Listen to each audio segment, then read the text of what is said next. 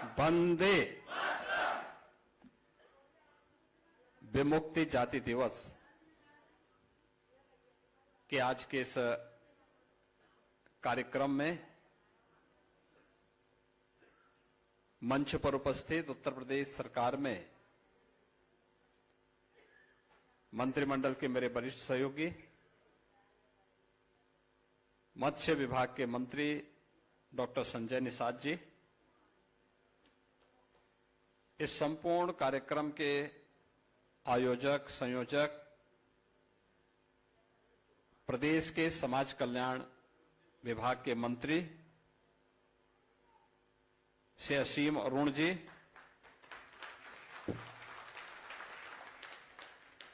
पिछड़ा वर्ग कल्याण के मंत्री श्री नरेंद्र कश्यप जी,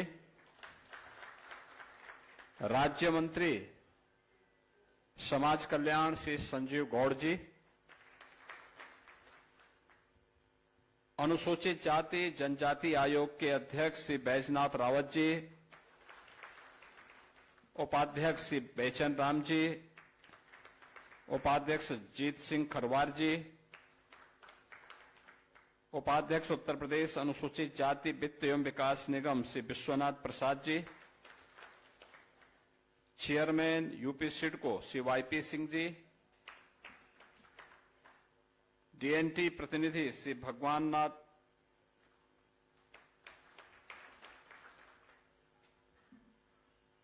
डॉक्टर शोभा चौधरी और अन्य सभी आज के इस कार्यक्रम में उपस्थित विमुक्त जातियों से जुड़े हुए सभी बहनों और भाइयों, मैं सबसे पहले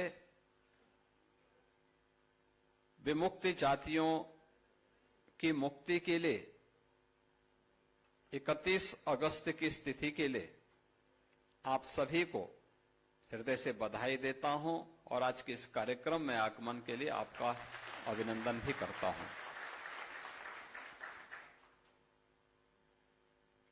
वास्तव में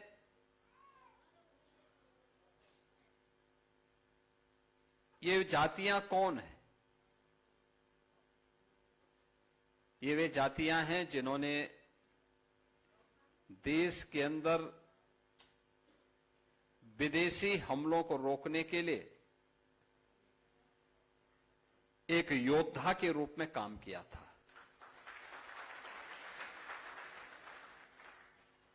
अपने पराक्रम का लोहा जिन्होंने अलग अलग कालखंड में मनाया था, कभी मुगलों के खिलाफ लड़े थे, फिर अंग्रेजों के खिलाफ लड़े थे,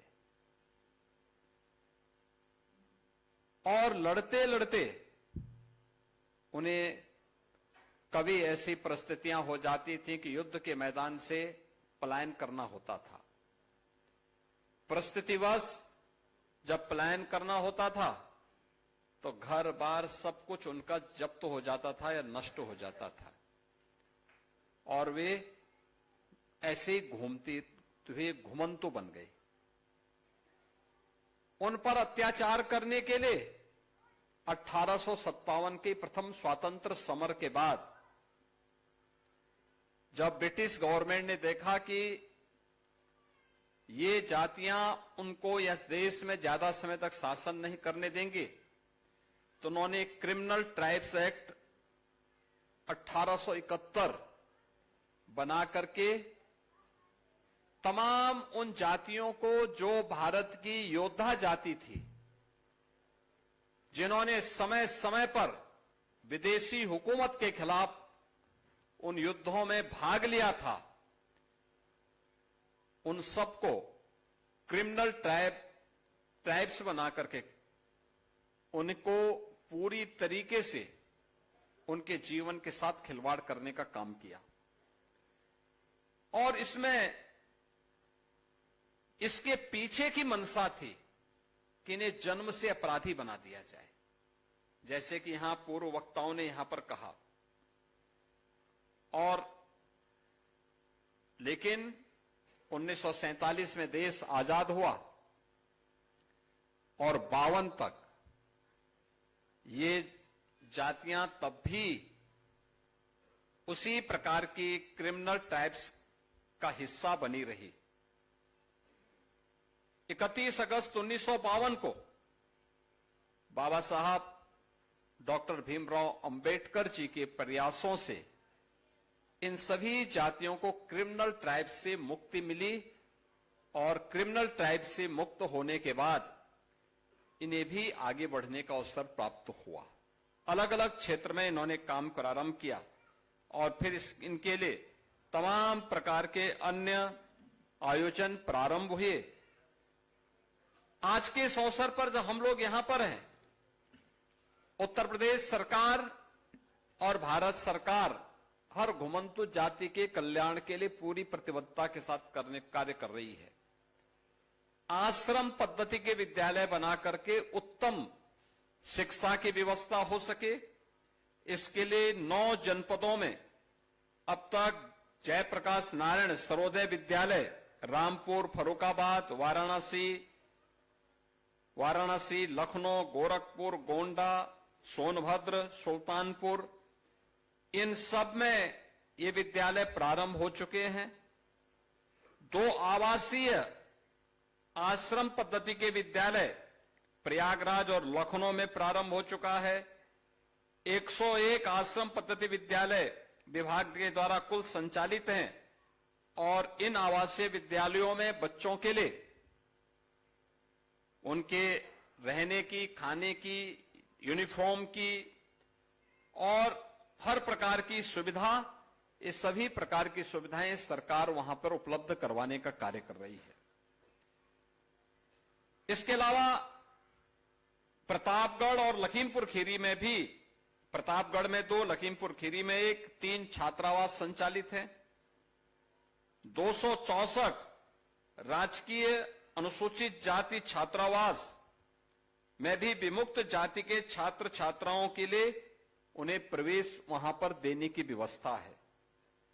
और सरकार के द्वारा राजकीय उन्नयन बस्ती योजना के अंतर्गत कानपुर में, मुरादाबाद में और लखीमपुर में भूमि आवंटन का काम भी उन लोगों के लिए किया गया है जिन्हें कभी क्रिमिनल ट्राइब्स घोषित करके जन्म से अपराधी घोषित करने की जो दुष्प्रवृत्ति थी, उसको उन सभी जातियों के विमुक्ति के दिवस के अवसर पर सबसे पहले एक कार्यक्रम, मुझे आप सबको यह भी बताना है कि पिछले 11 वर्ष में प्रधानमंत्री मोदी जी के नेतृत्व में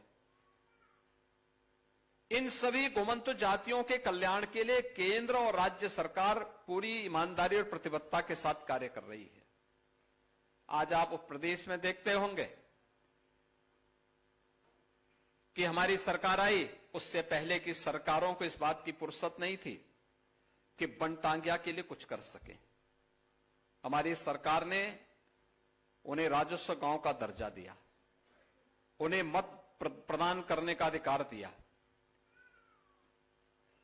1947 से लेकर के 2017 तक एक भी बनटांगिया परिवार के अपने पक्के मकान नहीं थे। आज उन सबके पक्के मकान बन गए हैं, उनके लिए स्कूल बन गए हैं, उनके लिए आंगनबाड़ी केंद्र बन गए हैं, उनके लिए हॉस्पिटल बन गए हैं। शासन की सभी प्रकार की योजनाओं से उन्हें आच्छादित किया गया है। मुसहर सुविधाओं से वंचित थे, आज उन्हें सभी प्रकार की सुविधाओं से युक्त किया गया है। कोल सुविधाओं से वंचित थे, उन्हें सभी प्रकार की सुविधाओं से युक्त किया गया है।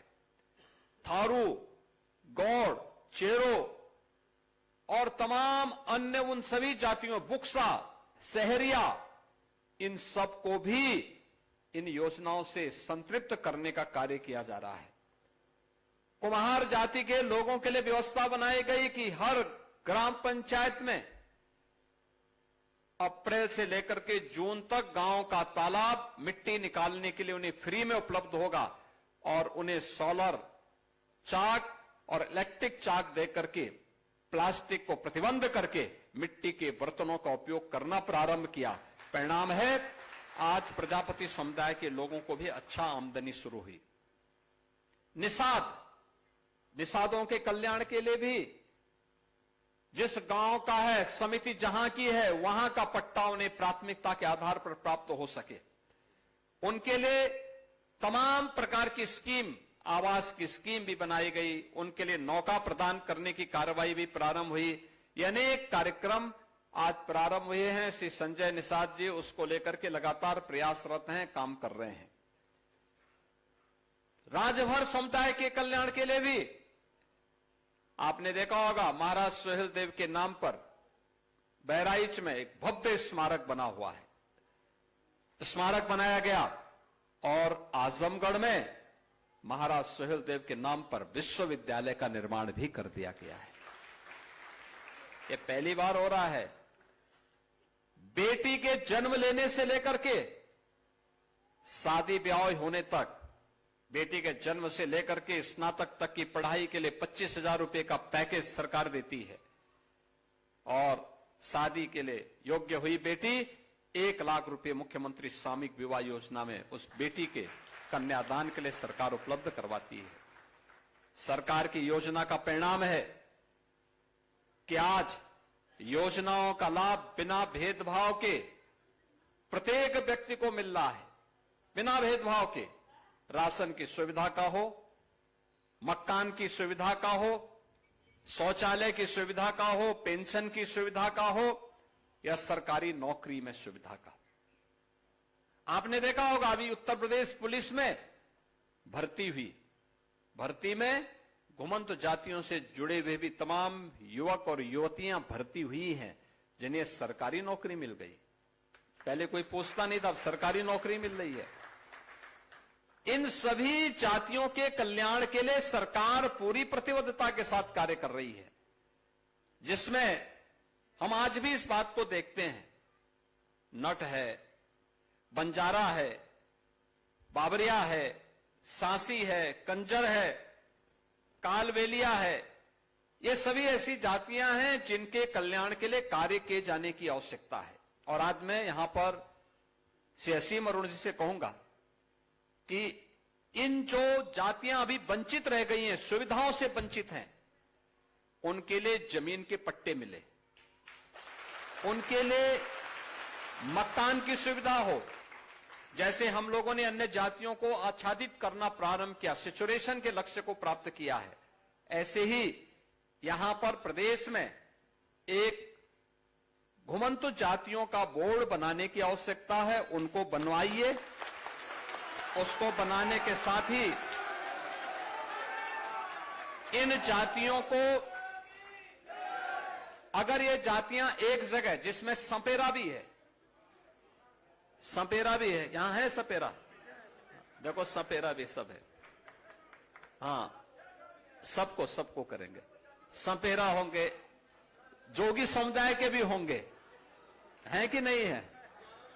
देखो बंजारा मैंने कहा है, बंजारा, नट, कंजर, ये सभी को एक बनवा करके और इन सभी के लिए जमीन के पट्टे, मकान, ये लोग वहां बटे, इनके लिए कॉलोनी बनाएंगे, मकान की कॉलोनी बन सके। ये सुविधाएं होनी चाहिए, जिससे जैसे शामली का मॉडल, जैसे शामली के अंदर हुआ है, या बनटांगिया का जो मॉडल हम लोगों ने बनाया है, हर प्रकार की सुविधाओं का लाभ उन्हें प्राप्त हो रहा है। ऐसे ही सभी प्रकार की सुविधाओं का लाभ मिल सके और आजादी का सही अनुभव न केवल इनको बल्कि सरकारी नौकरियों में, शासन की सुविधाओं में इसका लाभ इन्हें प्राप्त हो सके, यह एहसास आज प्रधानमंत्री मोदी जी के नेतृत्व में दिलाने की आवश्यकता है। मुझे विश्वास है कि विमुक्ति दिवस के अवसर पर हम सब उन सभी घुमंत जातियों को जो अब तक खानाबदोश की तरह घूमते थे, आज आपने देखा होगा उत्तर प्रदेश सरकार ने 18 अटल आवासीय विद्यालय भी बनाए हैं।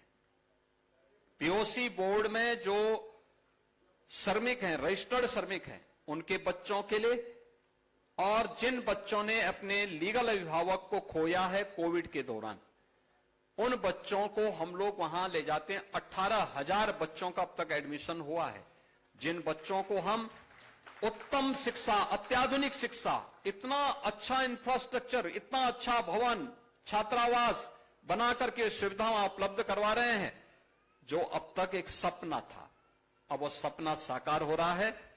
आज के इस अवसर पर, इस दिवस के लिए मैं आप सबको बधाई देता हूं। बाबा साहब भीमराव अंबेडकर की उस दूरदर्शिता के लिए नमन करता हूं और विश्वास करता हूं कि आप सभी लोग शासन की इन सुविधाओं का लाभ प्राप्त करेंगे। आप सबके प्रति मेरी शुभकामनाएं हैं। धन्यवाद। जय हिंद।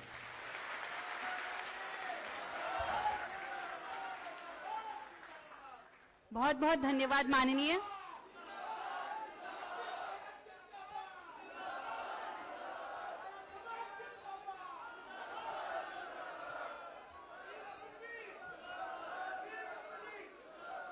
कृपया अपने स्थान पर बैठ जाएं। जिसकी सोच में लोक कल्याण हो, उसके हर शब्द में जन जन का सम्मान हो। बहुत बहुत धन्यवाद माननीय।